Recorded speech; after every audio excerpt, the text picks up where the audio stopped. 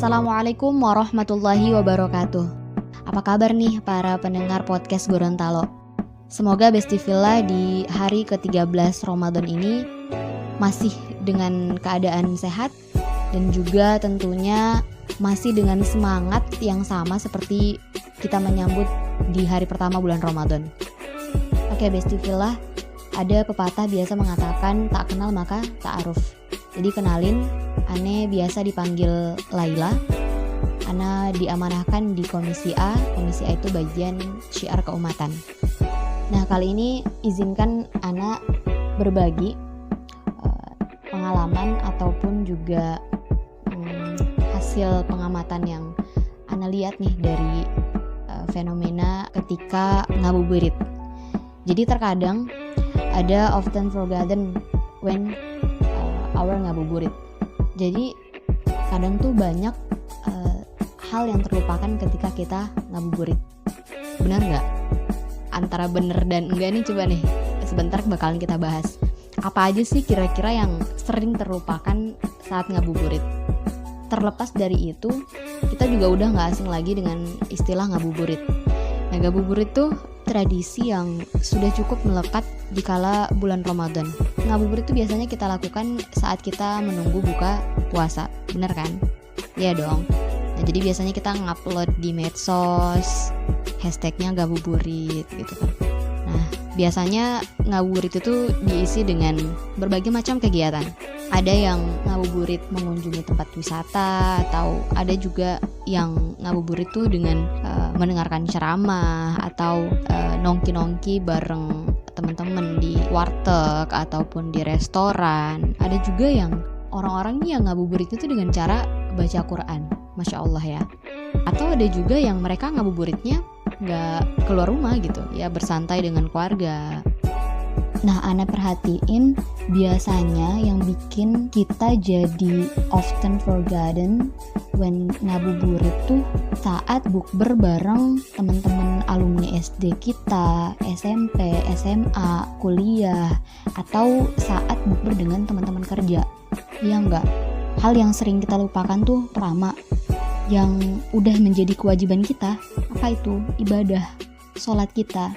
Bagus sebenarnya kita ngabuburit bukber bareng teman-teman kita. Kita berkumpul, bernostalgia, saling berbagi pengalaman, hingga diskusi hal-hal positif untuk menambah nilai kenikmatan ketika momen buka puasa bersama. Hanya saja jangan sampai karena kita terlalu senang dan terlalu banyak bergurau, bercanda tawa bareng teman-teman, kita jadi lupa dengan ibadah yang seharusnya kita laksanakan. Selain itu apalagi hal yang biasa kita lupain? Salah satunya adalah kita kadang lupa untuk berbagi pada sesama. Padahal kan bulan Ramadan ini adalah bulan kepedulian sosial. Islam mengajarkan kita untuk tidak melupakan orang-orang yang membutuhkan seperti misalnya fakir miskin. Bahkan Rasulullah SAW saat bulan Ramadan berbagi kebahagiaan pada fakir miskin untuk bersama-sama bisa merasakan indahnya nikmatnya berbuka. Sebagaimana dalam hadis, Ana pernah dengar, barang siapa yang memberi makan orang yang berbuka, maka baginya pahala seperti orang yang berbuka tersebut. Dalam hadis lain yang diriwayatkan oleh Al-Bukhari, di mana dikatakan bahwa barang siapa yang membantu kebutuhan saudaranya, maka Allah akan membantu kebutuhannya. Barang siapa yang menghilangkan satu kesusahan seorang muslim, maka Allah akan menghilangkan satu kesusahan baginya dari kesusahan-kesusahan di hari kiamat. Masya Allah. Dari hadis-hadis yang udah tadi Ane sebutkan, rasanya kayaknya rugi banget gitu. Di bulan Ramadan yang pahala itu Allah lipat gandakan, tapi kita nggak mau berbagi pada sesama gitu. Nggak usah jauh-jauh dulu deh. Kita coba mulai dari orang-orang terdekat di sekitar kita.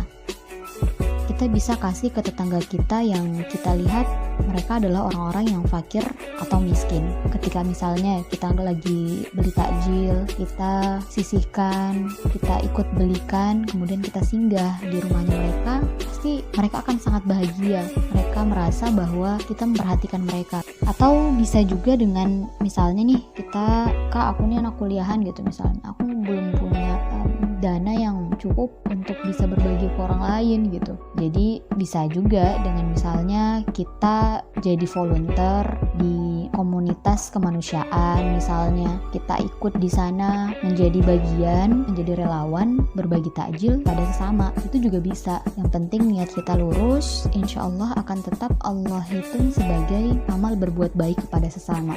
Selain kita berbagi kepada orang terdekat kita, misalnya kita punya materi yang lebih, ya kita bisa berbagi dengan orang yang jauh dari kita, misalnya ke saudara-saudara kita yang ada di Palestina.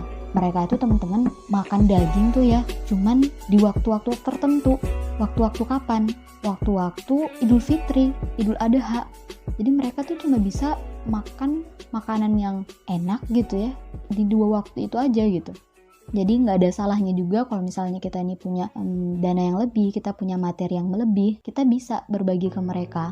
Nah kita juga terkadang nih saat kita ngabuburit bareng teman-teman kita, bukber bareng teman-teman kita juga lupa untuk makan yang sederhana. Padahal Rasulullah nih udah mencontohkan kepada kita bagaimana cara Rasulullah dalam berbuka. Rasulullah tuh dulu saat beliau berbuka, dalam hadis dikatakan bahwa Rasulullah berbuka dengan rotab. Rotab tuh kurma yang basah atau warnanya masih merah. Kalau misalnya nggak ada buah kurma rotab, Rasulullah berbuka dengan kurma tamar atau kurma kering. Kalau misalnya nggak ada juga tuh kurma kering, maka Rasulullah cukup berbuka hanya dengan seteguk air. Masya Allah ya, bagaimana Rasulullah mencontohkan berbuka dengan kurma, dan juga kalau misalnya nggak ada kurma nih, ya dengan seteguk air. Begitu sederhananya cara berbukanya Rasulullah. Yaitu yang bisa Ana bagi ke Besti Villa semua. Semoga Allah senantiasa menerima segala aktivitas, segala ibadah yang kita lakukan selama bulan Ramadan. Dan untuk teman-teman yang kira-kira ada tambahan nih untuk often forgotten when ngabuburit, bisa tulis di kolom komentar. Oke, tetap semangat untuk Besti Villa semua. Ana tutup. Wassalamualaikum warahmatullahi